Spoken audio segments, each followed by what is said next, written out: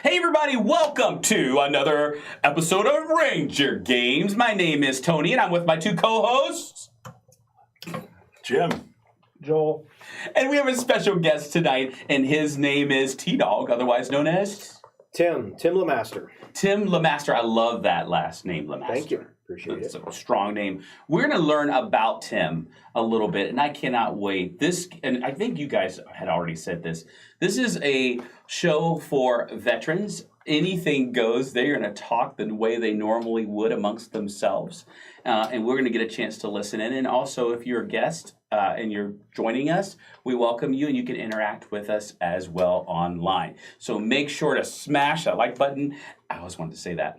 And also make sure that you are interacting with us, because there is a section where our producer is going to integrate you into our conversation. So with that being said, if you're a veteran, if you are friends of a veteran, if you're a relative of a veteran, if you're a veteran yourself, this is a place for you to join into the conversation. So tonight, we welcome you once again.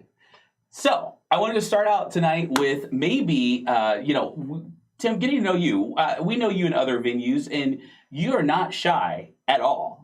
And so you could just take it over. We want to know a little bit about you, a lot about your service, and the good, the bad, and whatever you want to share with us in terms of whatever else. Okay. Well, like I said, so my name is Tim LeMaster. I retired out of the Marine Corps. It's 9 years ago now, settled up here in Portland. And after about 22 years of service, I joined the Marine Corps. Actually, I signed up for delayed entry when I was still in high school. So it was wintertime, and I was literally just sitting on the couch on a Sunday watching a Broncos football game. Phone rings, some random, landlines. We didn't have cell phones then. It's kind of weird to say that. I understand. Just pick up the random phone call, and I assume this is still the way it's done. Recruiter, all of a sudden it's like, hey, I'm blah, blah, blah with the Marine Corps. Like, okay. Yeah, I'm 17. Yeah, 16 at the time, I think. And, I'm, sergeant, whatever, with the Marine Corps, yada, yada. I was like, okay. And then the crazy thing, like today, it sounds strange as hell, but he was like, so, right out the gate. So do you do drugs? You smoke pot? And I was like, well, I don't do drugs. I did smoke pot like once. Actually, I don't think I told him at that point, but they scare the hell out of you before you go. You know that. And so I was like, oh, no. And then it was like, are you gay? I was like, well, no. Okay. And then da-da-da-da.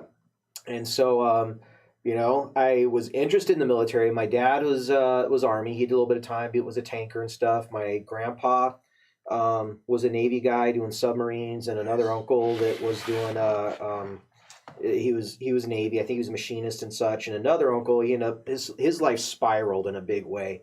He was the problem black sheep and such, and he was Marines. And so so service was always on my mind. Actually, in high school, one of the things we did was we wrote letters to ourselves. It might have been junior high. Letters to ourselves. Where are you going to be in, I think it was 10 years, 15 years? And I actually got the letter. My high school or school I was with actually mailed it out, and this random letter that I wrote to myself in high school pops up. And I wrote to myself, I'm going to join the Navy and this, that, and the other. Well, I ended up going Marine Corps. And, part of it, I was, my mom was single. I had my little sister, so real strong male role model stuff. And it's like, okay, I'll do the Marine Corps. And part of it was like, this could be like my little trial by fire, manhood, transition-y. That was kind of a piece I thought of as far as going into it, enlisting as a private. And signed up. My mom freaked out. She wasn't going to sign the papers because at the time everything came in. Desert Storm was whipping up. We hadn't actually had the battles yet. It wasn't going. Shield. Or Desert Steel. Yeah, that's right. Shield and then Storm. Shield. Right. He's old enough. He knows. Yeah. I think what did he say in the end there? I think he remembers all the way back to the Civil War. Oh, 1860 or 1865? One of those two. So, and actually a crazy thing, it was scary because, you may remember, I distinctly remember news reports that the DOD ordered 100,000 body bags because they expected the chemical, the anthrax, that was terrifying. It was the mop suits. That's the symbol for Shield and Storm was the head to toe freaking chemical nuclear stuff. Yeah, so a mop suit, you should describe that real quick. Oh yeah, so the mop suit So was Tony knows what that is. military MOPP. I can't remember quite. Protective something. Yeah. So it's the full outfit is like what you see in like the Viral movie or something with camouflage and tactical. So gas mask and hoods and big heavy charcoal Awful. suits, actual charcoal. Wow. Like So yeah, black out of those Nuclear, things. Yeah, it would biological, rub off. chemical. In chemical. Wow. yeah. Mhm. So the NBC, nuclear, biological, chemical, and these things, and this was old school. I mean, they've gotten so much better, Yeah, but big people, it's funny. Just it feels like old history for people that may be seeing this. Like, ooh, what's that? Uh-huh. But yeah, it was. I mean, it was scary, and the military going in, especially those suits. I mean, you're talking middle of the Middle East, the desert, and these troops are suited up literally in something that is literally just like putting on one of those old school, you're a little kid stuffing into the daddy's gonna kill Ralphie suit, you know? just yeah, it is. I mean, just layers and layers and mask and hood and you had your degrees of it. So it was whether, you keep it just the bag and have everything ready and you drill. You had 1 minute and 30 seconds to get everything Time, on, Tony. suited, Wow. on, and you'd have to qualify as a unit. They'd have to see that you could execute this. They do drills on it. So that was the thing going in. Yeah, and then it, and I don't want to make light of it. It's basically a nothing burger, and it was like, brr, okay, we're good. Just blow Don't up the forget, highway. you're in the mop suit, which is basically like an insulated with charcoal in the desert. Yeah, It's 115 Awful. degrees Yeah. outside, and you got these on. They still use them in Iraq too, a lot during the Operation Iraqi Freedom. They use them there. I wasn't in that one, but I hear many stories about how much it sucked. We didn't have to use them much of really any in Afghanistan, right. because it was less about chemical poisoning and more about lead poisoning. Right, Or, and it would have been the early part. I was in Iraq towards the tail end. It was actually I was in I'm forgetting all the names now. Fallujah. So it was at Fallujah, and our unit, it's Marine Expeditionary Force, so they alternate between East Coast and West Coast. They basically tag team who the big boss is for that area. And Fallujah is kind of the worst, so it's kind of like being in the state. And just to clarify, you were in OIF, right? End of OIF, or you're saying you were back in Desert Storm? No, not Desert Storm. So when I actually went to boot camp and Desert Storm was over, essentially when I actually went to boot camp. So you went to OIF as Operation during Iraqi Freedom, and that's the most current one. Just so you get the idea. Yeah, it got kind of, because it's OIF. I mean, that's right, man. Yeah, they had these transitions. Did you guys see that they actually, I think it's official now, just like maybe 2 months ago, I think they actually stopped the National Defense Ribbon. Really? Did you see that? No. Yeah. Wow. Yeah, we're not in Afghanistan anymore. I'm pretty sure that's the case. It'd be worth looking up. I saw something about that. It's like, wow. And that's like a full 30 years because they kicked it in right as I was coming in. And the entire career, anyone and everyone that did like more than 3 months got your little, red and yellow ribbon out of that. Right. And that so, was yeah. kind of a staple because we technically still have people over on the Korea line, yeah. Well, that was never, because if that was the case, then it would have been something before I came in, and I know. So the Korea thing, that has not been something that's kept that ribbon. Besides the specific Korea ribbon, is there another campaigning ribbon they put it behind that? Because I remember for Afghanistan, I got the national defense, but there's also like Southwest Asia. Southwest, right? There's a different one for. I don't think it was the Southwest Asia for Afghanistan. Oh yeah, Afghanistan. There was another one too. It was the one where it's like a NATO ribbon. I think it was one, and there's something else in there too. I forget, but you got a couple other ones. Yeah, NATO whatever. Yeah. It's interesting because the Marine Corps, the way of life in the Marine Corps is so different. Because there's actually, I think it's the NATO ribbon. There's some of those ribbons we're not allowed to wear because the Marine Corps has standards that says no, you did just because you should. No, you don't get that. You just showed up and no. And then, but I know other services did. One of my favorites that really parses out the difference between the services. So I was stationed at Camp Lejeune. Camp Lejeune is the right way to say it. They actually did a whole message campaign trying to push that. If you haven't heard, that's the one that's got all the water contamination. So I'm stationed at Camp Lejeune, and there it is.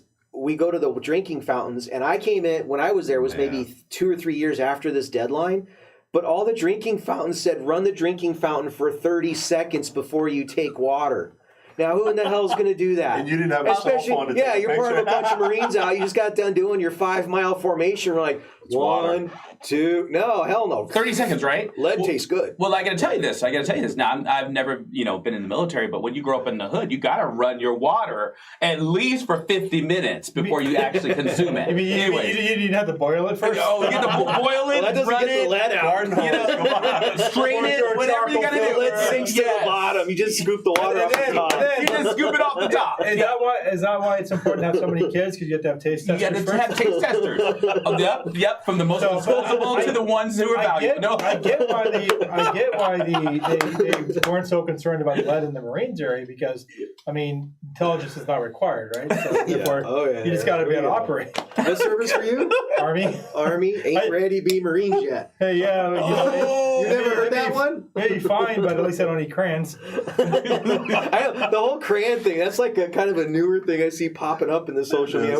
There's jokes about that. We call each other window lickers and trash. We have a Marine the watching crayon thing. Yeah. Window lickers and, of course, jar heads and stuff. Right. Some of the first things we learn about is like in the military, like the Army, is how to determine, like if, for example, if a Marine's been at your keyboard. How do you know if a Marine's been at your computer? It's because there's white on the screen.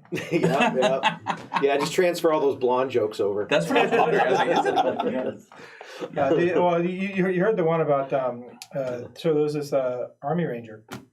He's he's paddling through a canyon river, right? He's just charging right along, going, and he's just pumping it out quick, high speed. And so God looks down and goes, "Man, that's a high speed Ranger down there. I wonder what happened if we took away a quarter of his brain." So he goes, boom, takes away a quarter of his brain. And the Army Ranger started going along singing the Army song, and the Army goes rolling along. Boom, singing it, still charging forward. He goes, "Man, that was a really high-speed Ranger. What happens if we took away half his brain?" Boom, took away another half of his brain, right? Down to a quarter of his brain. Still charging along this. And the Army goes rolling along. Gets a little slower. Still charging forward, right? He goes, "What happens if we take away his entire brain?" Boom. And the halls of Montezuma. Who didn't see that? Yeah, Tim did. Wow. What's the Navy call a helicopter? A helicopter. What's the Army call a helicopter? A Huey. What's the Air Force call a helicopter? Helicopter. A chopper. Okay. What do the Marines call a helicopter? Here, birdie. That's good. That's old school there. Oh, man. Oh my goodness. So, freaking. Oh yeah. So where were we? Oh yeah, boot camp. I was terrified to go to boot camp because I went and watched Full Metal Jacket. No. Oh yeah. Asked the First asked the half of that recruiter, movie, man. how real is that? Well, that's pretty real. Like, oh hell. Shoot It wasn't each that bad. Oh, actually, a fun part. So, shout out to I still keep in touch with one of my squad leaders. He was Joe Liatini. And my drill instructor, he tracked down our favorite drill instructor. There's two of them. The drill instructors. So drill instructor Sergeant Gray, big, tall, skin. It's funny how, here you are, the rosy-cheeked 18-year-olds, 16, 17, 18-year-olds. You see these sergeants, and you're just like, holy hell, they just seem so old and gritty and just like, "Rrr." But then after you're in, you actually join, and, you're a staff sergeant or a gun, and you're like, they're just kids. The sergeants. I mean, give them all respect. They freaking bust their ass, especially the DIs. But it's just so funny to, have that different paradigm looking at them. So it was actually really neat because drill instructor Sergeant Gray, man, he would get us busting up, and he'd grit his teeth, and he'd pull his cover down to hide it when he's freaking laughing his ass off. And he's one of our. He was always just busting. Crude. I don't know how crude I get on here, so I'll go easy with it.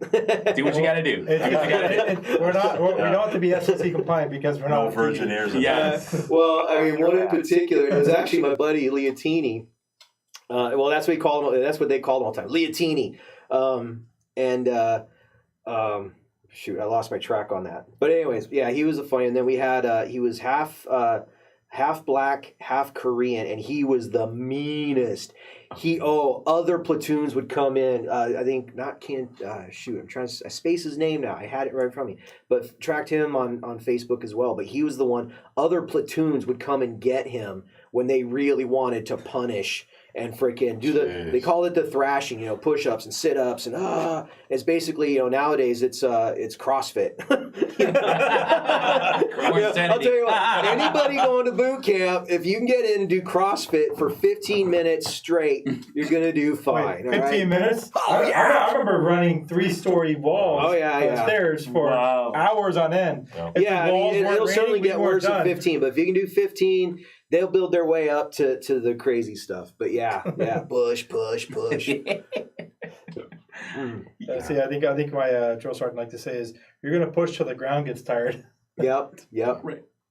Well, you know what? Let's just take a break really fast. We're going to go right to a break, and we're going to take this time to focus on Whitney Signs. It's a local business in Estacada here, led by Mary Whitney as well as Sean Drinkwine. And it's a great business to meet all of your sign needs in Estacada, Sandy, Colton. I'm going to even say Malala. So definitely look at this and check it out now.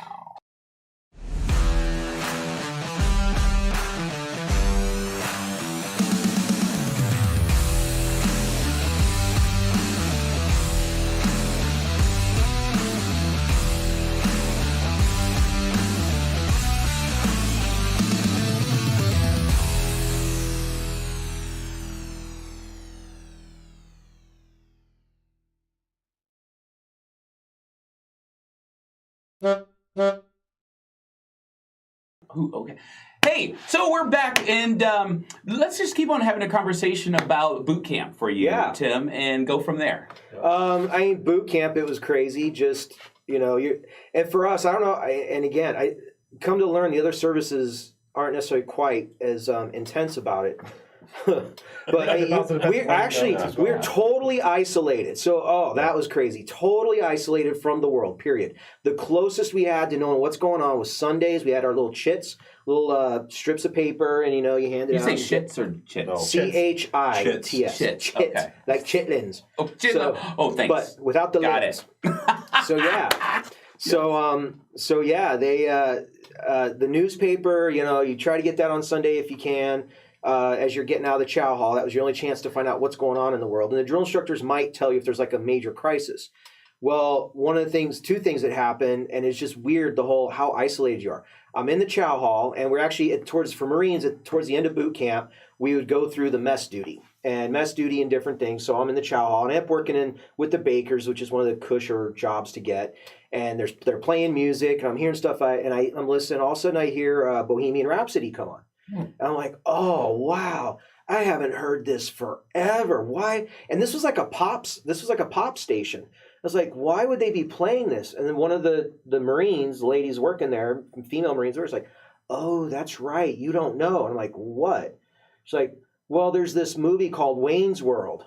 Uh-huh. Yeah, the movie had come out. I had no idea. Bohemian Rhapsody just boom. Yeah. And I had no idea. Mm-hmm. And then actually when we graduated, the night before graduation, we're getting ready to, getting stuff ready for the next day. The drill instructor sat us all down. And I went to San Diego. For those that don't know, when you're in the Marine Corps, it's basically the Mississippi is the divider. Everybody to the west goes to San Diego. Everybody to the east goes to Parris Island, South Carolina. All women go to Parris Island, South Carolina. I don't know if they're changing that. I've heard rumors of co-ed boot camps. I'm not sure about that. So I'm in the Army. So the night before... I'm sorry. Did you say they had them in the Army? Yeah. I actually had to go to basic training twice. I'll tell you the story in a little bit. Yeah, it's kind of crap. But second time I went, what? Yeah, this guy's busting on dumb Marines. Hey, no. I was smart enough to get through boot camp once. I didn't have to go for a round two. We should get a commercial break right now. I have something called pizza. I have something called psoriasis. You know what psoriasis is? Psoriasis. Skin issues. Yeah, but it's actually an autoimmune disorder. But either way, so I didn't have a waiver for it. It's required by the military to have a waiver. The MEPS let me go through. I was almost to the last end of the basic training for infantry, there's 14 weeks. I was like 1 week short, and I did have a waiver. I went to the doc for a pneumonia, and they saw my psoriasis, realized I didn't have a waiver, and somehow convinced my captain in charge of my unit to send me home, despite mine and my recruiters arguments against it. And so I went home. Took me 2 years to get them to give me a waiver. It was a whole deal with them changing paperwork and stuff. It was a pain in the ass. And so, but because I was in an OSET, which is a one station unit, that's where your job and your basic are together. Okay. Because I didn't get that completed, they didn't count the fact that I actually went through basic. No. And so I had to go back through it again. Oh man. It was and crap. that's when bureaucracies just, are you kidding me? Yeah. Like in the Marine Corps, at least for the most part, they tend to stop you. Like when guys run into things like that, they'll pause you, and you might get sent back like a week or two to a new cycle, like partway through. All the way back to the beginning. But I went through that's it. request mass to the general situation there. Yeah, either way, I went through it, and they pretty much left me alone there, minus when the whole unit got in trouble. Oh, you've been here, bro. Hey, Bob. Yeah, pretty much. I got to do all the extra fun stuff. They need someone to show them how to fire, the AT-4. He made you an instructor. Wow. Yeah, basically, I got to go. I got to have a lot of fun with it. Hey, guys, still listen to me. fun, I've been through this before. except for when you got the young punk kids that did not want to listen. They got the whole platoon in trouble. Yeah. That's the part I hated.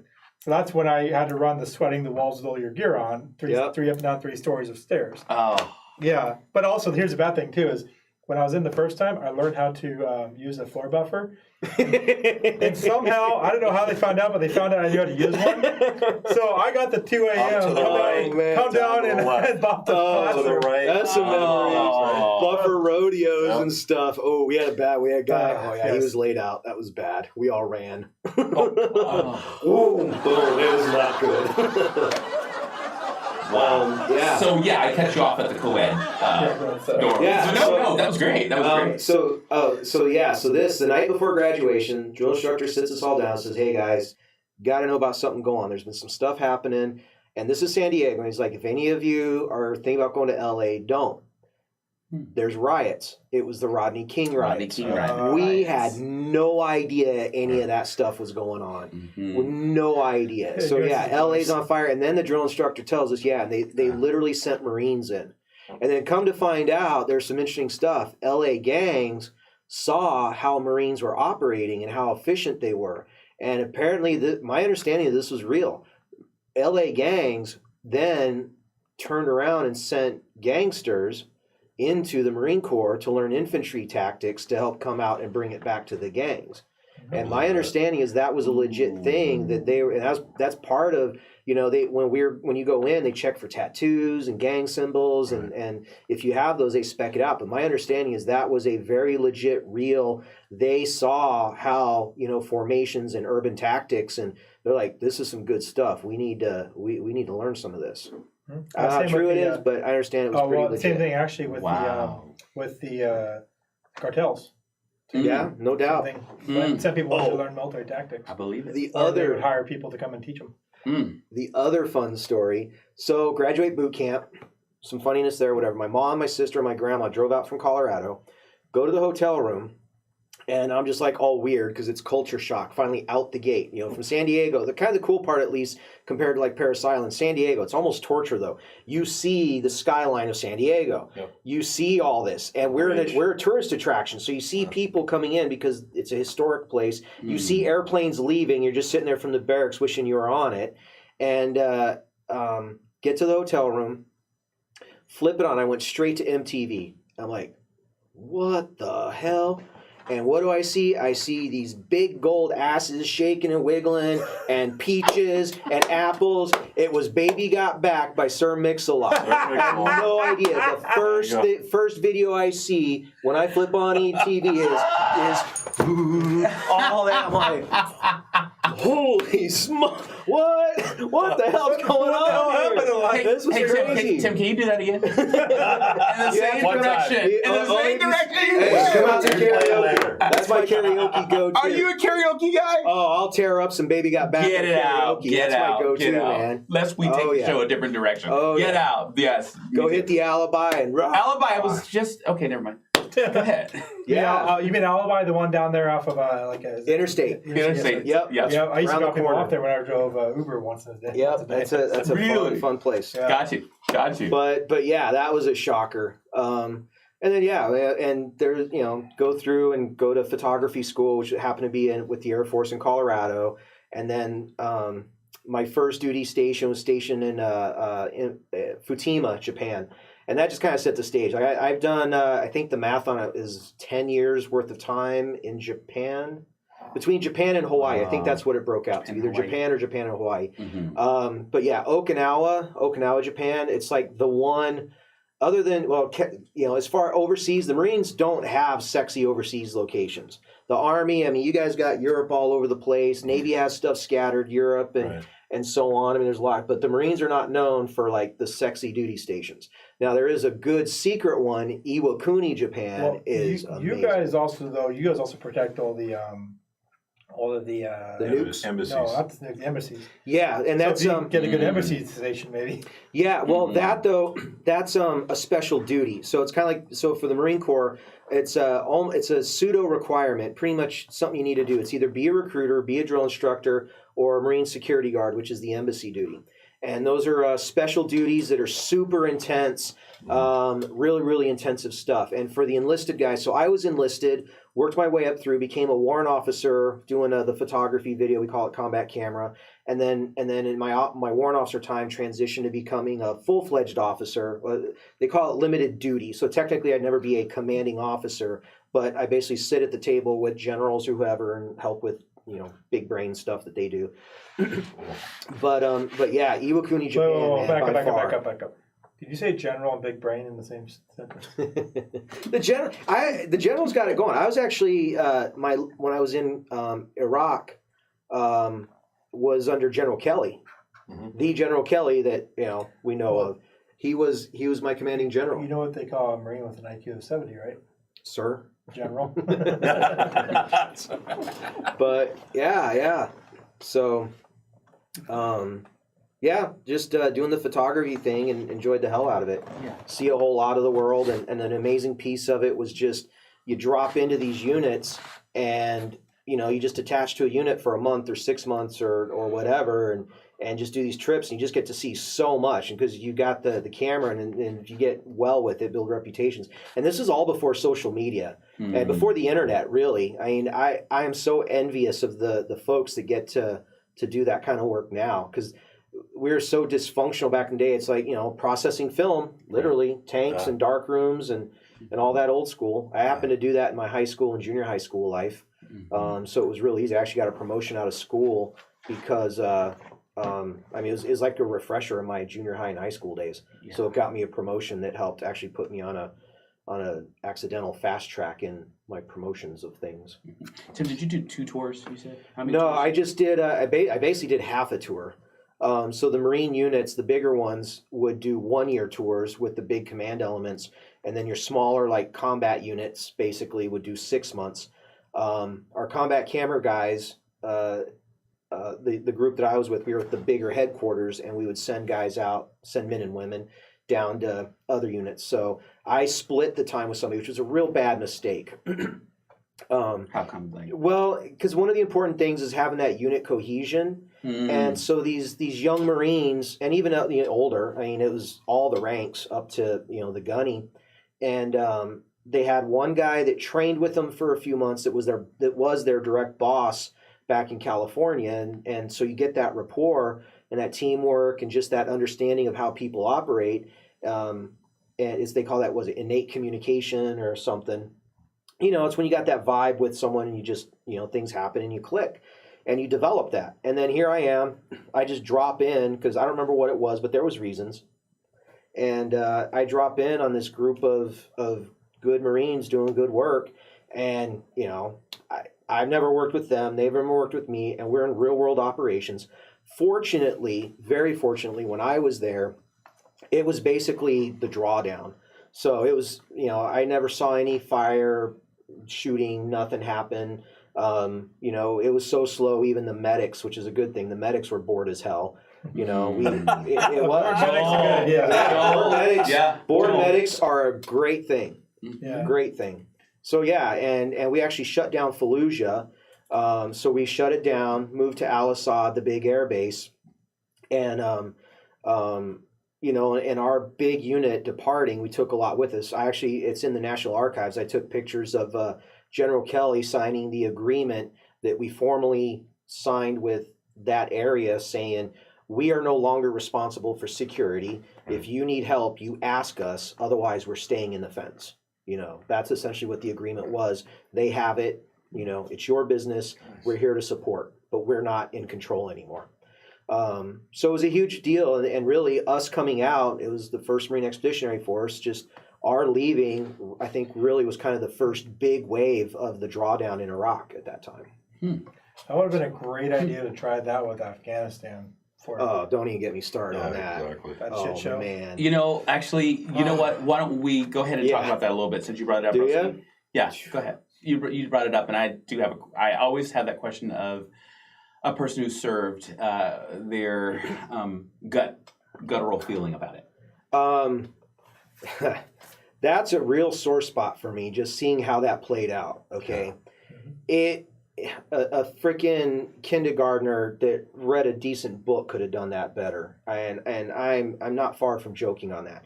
So I have some background. I mean, it's low level, but I have background experience with what should have and could have happened in that situation. The bomb that went off, that was a Marine Expeditionary Unit. In the Marine Corps, we're unique. A lot of people don't understand this. We are a self-contained force that does everything. And our intention, we're supposed to be like shock troops. We're really not meant for long-term operations. Right. We are the president's own. We're basically the ones that show up at a moment's notice. We have these ships, and we have every capability on a small scale that I think it's 30 days they can operate full combat for 30 days. I think that, if I remember right, I believe that's what the doctrine is. And that 30 days, though, but we lay the groundwork, and then we're able to scale up to full warfare with tanks. I mean, whatever, the full complement. We have our own jets, we have our own tanks, all of that. So it's all self-contained. The bosses get what the bosses want, and that commander is in charge of all of it. Whereas when you compare to a regular theater of operations, if you want the Air Force to come in and do something, or Navy to come in and blow something up with their jets, you got to basically go through a bureaucracy. Other people own those jets, other people own the tanks, whatever, and you got to get all that sorted out. In a Marine unit, that one commander is in charge of all of it. So you have that instant, this is yours, end of story. And you do what he says, end of story. So this is what was there, and one of the things that they specialize in, it's Marine Expeditionary Unit Special Operations Capable. I presume that's still the language they use. The Special Operations, there's a handful of of special operations. Embassy evacuations is a major one. Medevacs, a lot of times like the immediate response for humanitarian crisis comes from them. The tactical, it's called TRAP, Tactical Recovery of Aircraft and Pilot. So the O'Grady mission, I don't know if you remember that one. It was Bosnia way back, right about the time I went in. Pilot over Bosnia, Air Force ejected, jet shot down, landed. The people that rescued him was Marines. It was actually the unit that I was with the year before I came out. That's usually under Marine reconnaissance troops, right? No. Okay. That's actually, yeah. Could you put a pin in the... Absolutely. Before I came out, you going to remember that? Yeah. Okay, let's go to a break really fast because I want you guys to hear the rest of this, and I want you to stick around because it's actually escalating, so it's great. Check out this next commercial. It is Hitch and Post Pizza, and it's a local awesome shop in our community of Estacada. You want to check it out.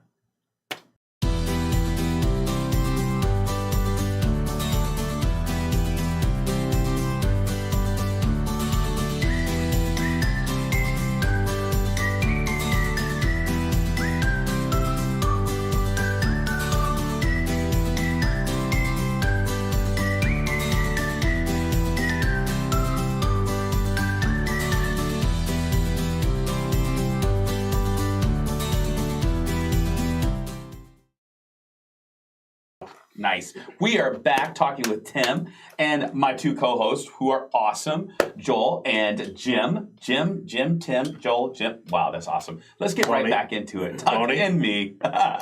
Tony, Tim. Tony. Tim. Jim, Joel. Yes. So let's get back into what you were talking about. Okay. So where I was at was just kind of explaining the structure and how the Marine Corps operates in general. So the unit that was there that was helping to evacuate people, there's the Marine unit, and they have they have a bunch of forces. And this was a bigger deal. This was bigger. They have the giant industrial commercial airport in the middle of the city because they had the big aircraft and stuff. So bigger scale. But the Marines really, and I don't know the specifics on this, but undoubtedly they were very intimately involved at the top level of making sure this thing went. So in the scheme of Afghanistan, it's been a little bit, so I'm trying to remember how this went. We had an air base out there in Afghanistan that they shut down, out in the middle of nowhere in the mountains, capable of handling, I forget the name of it, but they had the air base. Is it Jalalabad? I'm not sure. That was kind of east. But it was up in the mountains. Right. So you have a secluded air base that was capable of handling all of this major aircraft. And the nice part about it being away and secluded, they had this in the middle of a city. You remember the movie Inglourious Bastards? Yes. Mm-hmm. Yes. And you remember when Brad Pitt said, "It's in a fucking basement." Well, that's kind of the thing when you're talking about an airport in the middle of a damn city, a major city, a massive city. That is a huge amount of defense that has to be outlaid. If they would have moved it to the mountains, there's nobody around. If something moves, you kill it. That's what happens in all reality. And the convoys and helicopters could have operated in there. You keep distance. Civilians aren't in the mix of it. There's so much more safety and protection that goes with that. So, and try to remember, but they basically did it backwards. All the citizens that they were evacuating, they should have been the first ones out. Mm-hmm. They should have gone. So your most vulnerable population should have been the very first ones that left. That's assuming you intended to take them. And I don't know, whatever's with that, but yeah, the presumption is, between, and especially, the heart-wrenching one is like the interpreters and these people that literally, Afghanistan went for what, 20, 30, 20 years? 20, yeah, the millennium came around and we were in, we had a new millennium start and Afghanistan was going on. So yeah, people that we call them third party nationals or third country but they're not actually, that's host nation. So the locals, basically, they're translators and been helping, and odds are, I didn't do Afghanistan, but people that have been helping for a long time, they're targets. And I guarantee you a whole lot of this was that there was either written or unwritten that, hey, we can get you back to the States if there's a problem, or the presumption is you make everything safe. So yeah, but anyways, they evacuate all the citizens last. That's backwards. It should have been citizens out first. Your news media, your families, the non-government organizations, the nonprofits and stuff that are there that need to be evacuated. They should have been the very first ones out. And then, again, at a remote location, easily defensible, and you're doing operations. That's like the biggest thing in that. And then the last one's out is your military. They got so much military out there, and then we left so much equipment behind, and they just stormed right through. I heard a report. My understanding that this is true.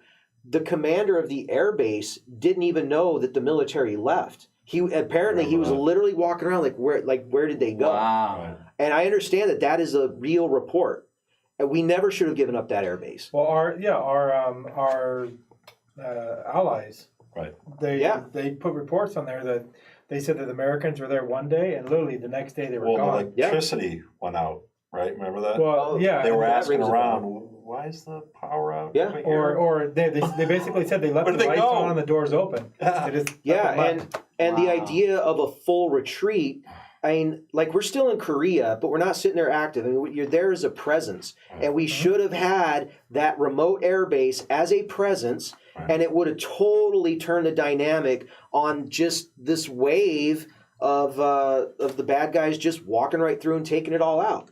We took all this capability, we took a bunch of military capability away that should have stayed there.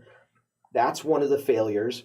Yeah, and it was just abhorrent. And it's basic doctrine. It is such a basic thing that we get these books, the MCIs, Marine Corps Institute, and it's a little book, and you go through it. Now it's online, and you fill it out, and you get a certificate. Like, nobody read that book, But it's apparently. 20 years of fighting and lives lost, thousands and thousands of lives lost, of sacrifices, families, being separated and broken up, and all this hurt and damage for 20 years, only to give them more and better arms than what they started with, and to leave the country in worse control of a party that's now 20 years. And leaving them $1 billion in weaponry? Terrorist organization. Yeah, way more than that. I mean, literally helicopters. Like they had, and I mean, the good stuff. Tony. People don't understand. There was this ID tracking stuff, the fingerprints and all that, the biometric data. That was left behind. That was the entire database of everybody that you've been working with. Everything gets cataloged.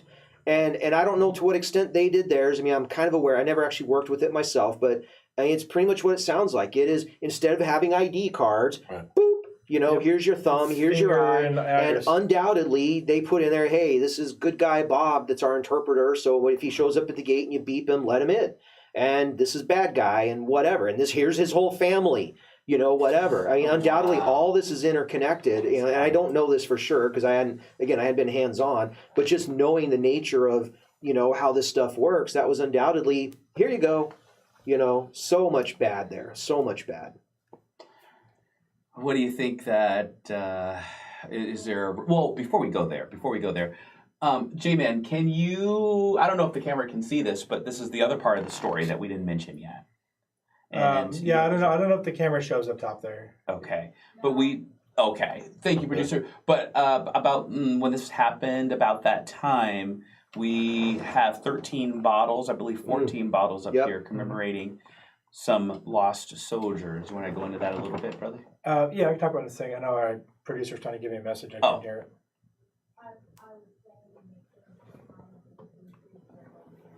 Yeah, I spent a year and a half in Afghanistan. So wow, what was your MOS? What'd you do? So 68 whiskey when I left, but 91 whiskey was a medic. Oh, you were a medic? Yeah. Oof. That's why we pointed to you, and that's why I didn't know that. I didn't know that. Yeah. Hats off to you, man. Medic sounds like not him. Yeah.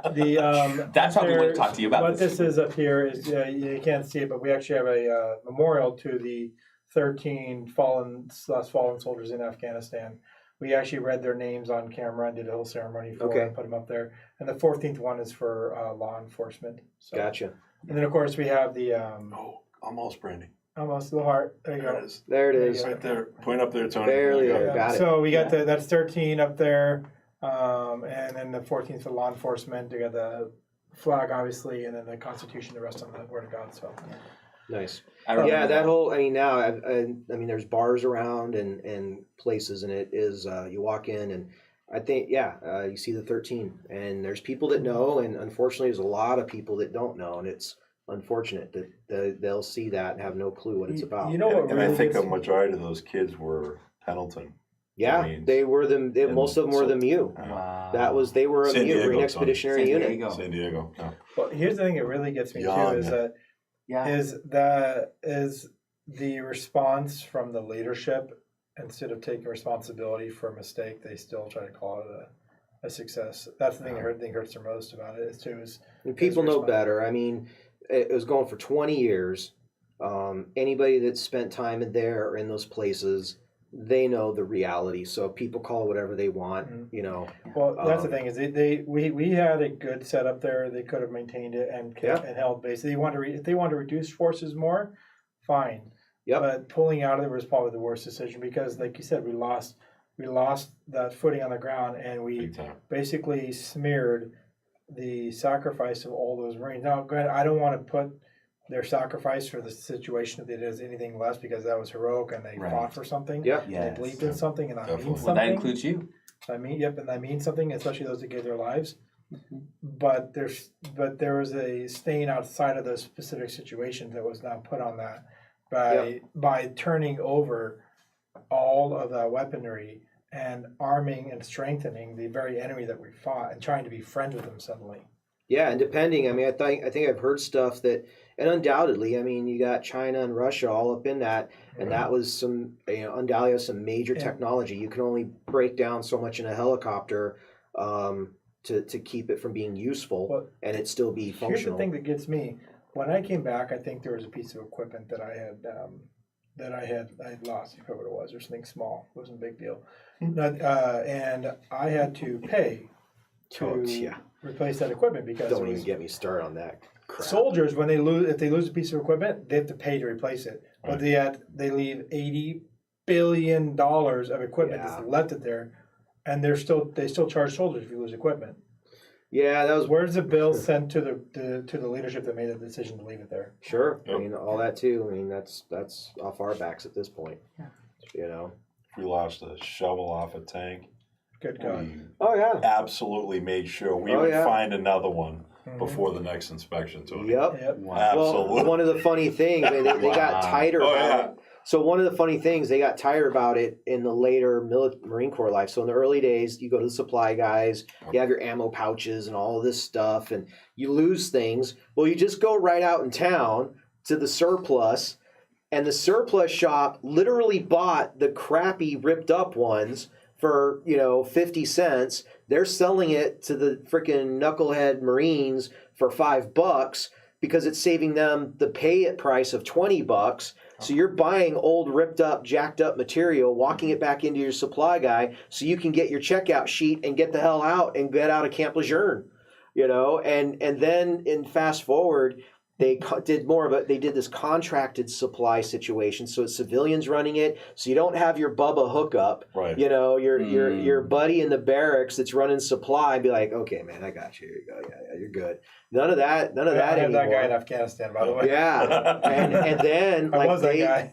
and then they just got these things in place that they'll freaking gouge you. You lose that ammo pouch, it's gonna be $80, And if you legitimately lost it, there's a paperwork process to do it. Because I ran into this when I came back from Iraq. There's one or two minor things. I am driving all over the base because you need the signatures of all these people, and it turns like you can't just pay for it. I don't know if they ever fixed it. I was like, it was like $30 or something, nothing insane. I literally spent like 2.5 days driving around getting signatures for a $30 piece of item that I'm a loaded guy coming back from Iraq because you don't spend any damn money.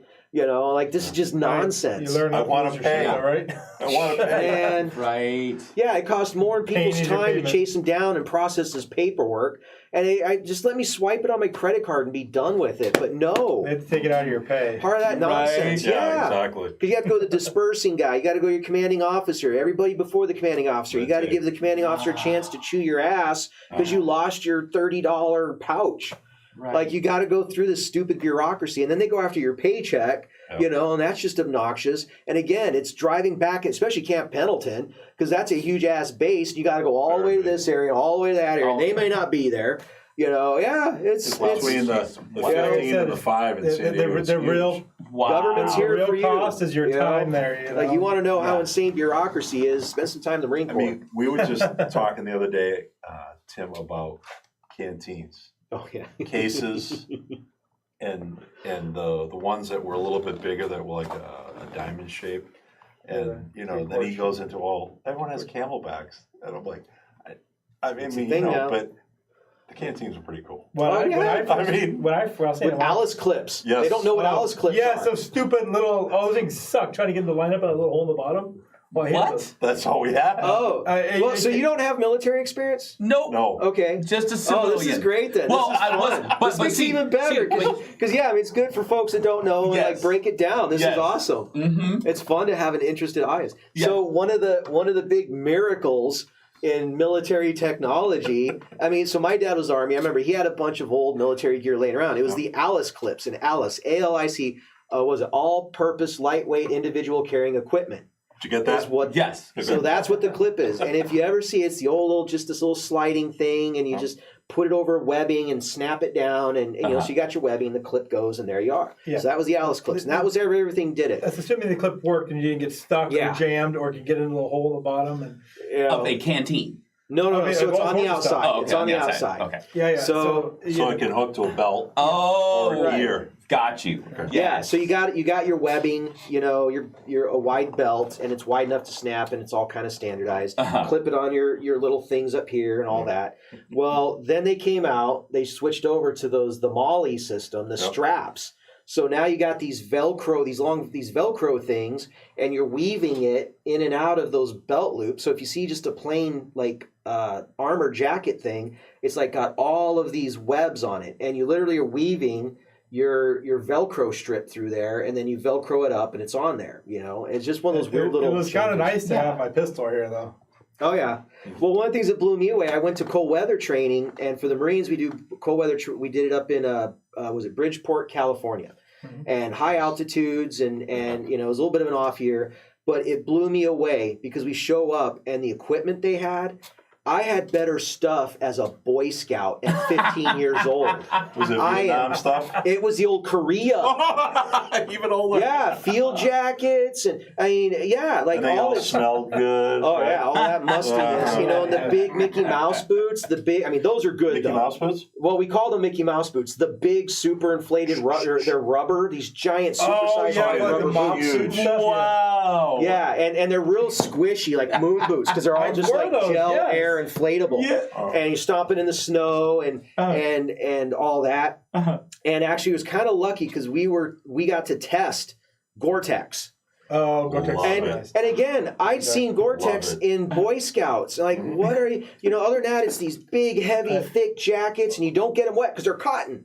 What about the shelter halves and the whole? Oh yeah, and you had your shelter halves, man. That's Civil War technology. Shelter halves were literally Civil War, and we had those. They finally, halfway through my career, which would have been about 20 years ago. Yeah, about 15, 20 years ago, 10, 20 years ago. They did the transition to more or less regular, fly pole tents that are heavy duty, Kelty and such. But it was a sheet about 3 foot wide. Yeah, it was long. You have to have a buddy, otherwise you're kind of screwed. If you take a diamond, if you take a diamond and stretch it out, that's what they look like. And you have to have two, like you said, two halves to make a hole. Each of you had two of your tent poles. Yeah. You had your rope, and you had your shelter halves to snap together. Each of you have half a tent. Yes, and if you had an uneven amount of people, it really sucked. But actually, there's some cool ways because you could find guys, they would string four of them together and then pitch a poncho in the middle, and so you could have a 4-man and kind of expand it out and some different things. But yeah, this is literally Civil War stuff, heavy canvas. The early guys, and they finally got smart about lightening the loads on this stuff. Water resistant or waterproof? Yeah. But it's water resistant after it gets wet. 5 minutes. I remember my first You got to get it saturated, then everything glides off. What you do is the first bivouac we did, which is basically a camping trip. And you dig out the area in the hole. You kind of give yourself a little bit of a hole and you push your drawer off to the side. You pitch your shelter halves together, you put it up there, and you bury over the edges, and you got to have water run off, otherwise you're waking up wet. And then you crawl your way into this stupid little tent with 2 guys in there. And if you're a tall guy, well, good luck, And you crush into that. Yeah, and you're actually that's true. Atop the other guy. If you're tall, you're screwed. Wow. Because these things were only they're barely 6 foot to the tip with the extensions. They were barely that. And whether you could get your gear in there if you needed it and whatever. And the sleeping bag, you had to put the little wet weather bag. Oh, the AP, the WP, the waterproof, the woolly peat bag. So it's this thick green rubber coated. Wow. Yeah. Yeah. Remember that? One thing I enjoyed the second time around was actually taking the poncho. Yeah. And turning that into a tent. You just need a 550 cord. You tie the hood together. If you have poles or something to put in the center, give it a little tiny bump up, and you tie it to 4 different trees in the area. And tie the knot off to the head. A poncho. A poncho, yeah. You take a poncho, so really, turn it into a tent. It's basically a cover, and you put a little point in there so it runs the water off, and you just sleep on the ground underneath it. Yep, you spread out your poncho, hook it up the middle, and crawl underneath. You do it above your foxhole, you're great. And the poncho liner. Oh, I still have mine. And my wife's like, "Why do you have that?" I'm like, You don't even know. Yeah, it's You don't even know. So, my companion for all those. so co-host Jim has this question. Okay, since we're coming close to the end, co-host Jim has this question. It's fun hanging out with you guys. I know, this is amazing. We need beer. right. This is great. This is like One an question? on-fire show. Here's a question: is what was your favorite MRE? I think this is a very unpopular opinion. Yeah. If you, We know. Not the eggs. oh, thank God. Chicken. Corned beef. That wasn't the worst. Man, I love the corned beef. Yeah, that wasn't the Because what worst. I would do, Yeah. the Well, I'm corned Irish, beef, so, I mean, corned Right. beef would always have the crackers, yes. and I would mash the crackers up in with the corned beef, and I would dump the grape jelly in with the corned beef and the crackers. I have And not done that is one. good stuff. You know, mine was the ravioli. Ravioli was good. It had a brownie. Yeah. It had the crackers, the peanut butter. It had the ravioli. Of course, but you could eat hot or cold just fine. It's all good.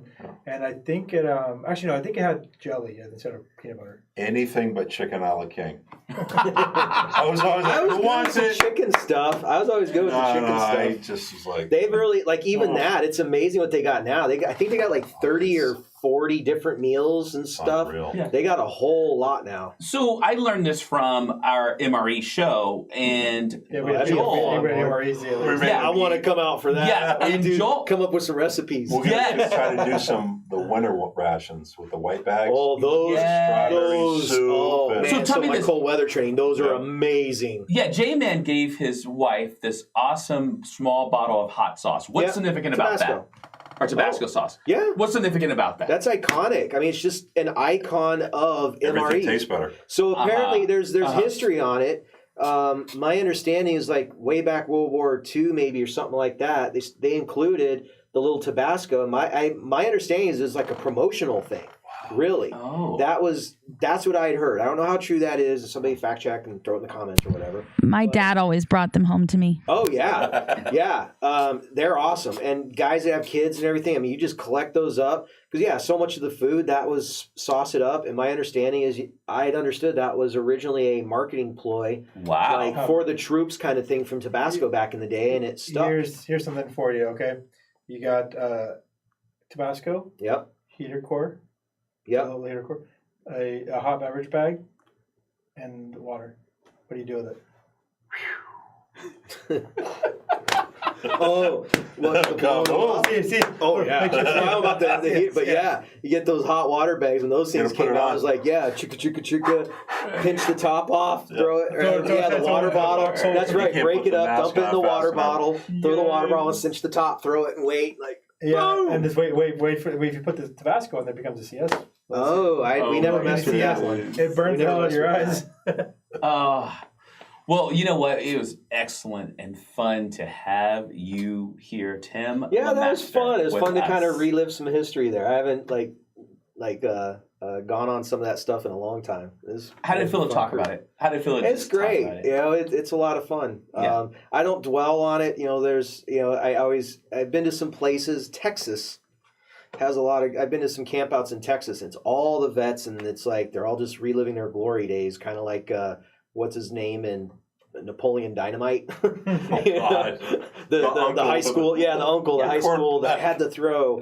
You know, I mean, respect to them all, but Yeah. you know, it's nice to look back though. That's for sure. It's cool to have many people with you three guys with different backgrounds come together, have a shared story, and that shared story being your time in service. So thank you for your service. And Broski, why don't you close us out? Oh, okay. Usually that's your thing. So Yeah. thank you guys so much. Hey, remember, if you're having a hard time, and we care about all our vets, you call 988. 988. Wow, I lost it. But 988, and you can call and speak to somebody 24 hours, 7 days a week. We care about you. We love you. We don't want you to have those issues alone. You're not alone. So other than that, thank you guys so much. Here's a show by veterans, for veterans, with veterans. I don't know what else you usually say. That was great. It was great. Take care, guys.